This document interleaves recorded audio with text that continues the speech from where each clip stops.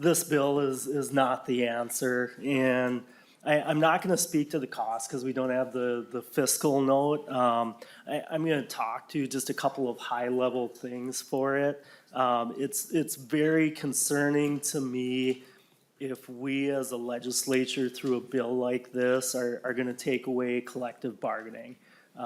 This bill essentially says the unions can go to the majority for something that they're not able to get through collective bargaining and legislate it.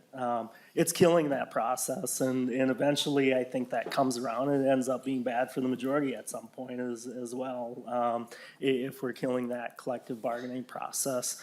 The other thing that really bugs me too, I'm working closely with long-term care and some crisis that we have there. Is the state just gonna start setting new minimum wage for different career fields?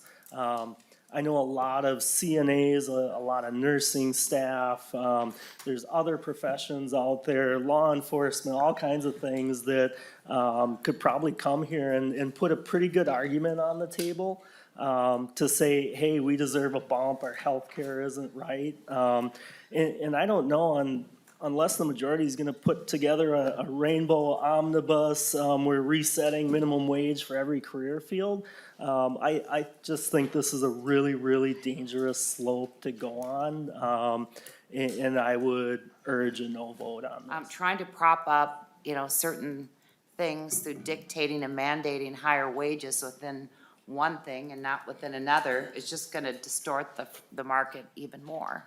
And that's what I see here. It's also, if there's a belief that we're underfunding education, then we should be looking at the formula and allowing the administrators and the school boards to make decisions about where they need to put dollars to deal with any issues in any particular job category that they have, rather than attempting to dictate wages from the state, literally from the state. It's incredible on certain jobs. I just would caution us as a legislature and as a committee that, I just was reading an article today, Paul Krugman is saying, I have no idea where this economy is going. This is why. We are trying to control things that we probably aren't gonna be best at controlling in this committee, and we're creating levels of uncertainty that nobody has any ideas. We heard a bill earlier today where 3 school districts are saying our costs went through the roof because of inflation and all this. This is the reason. I'm not saying what's happening in Hastings or other strikes. They need to resolve these. They absolutely need to resolve these. But if we continue to add layers of uncertainty, the thing that scares me the most is I don't know where this can land. I look at where we have targets and we have things to come. We have impossible situations for a very difficult job for our chair here, and if this doesn't land where either one of these sides in the strike want, then they're gonna have to come back to the table. And they're gonna have to come back to the table with tools they may not have.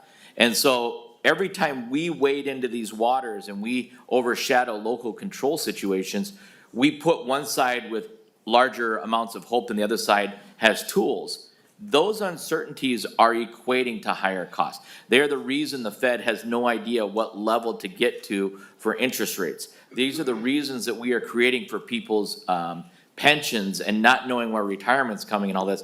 And I caution us to take a step back from that.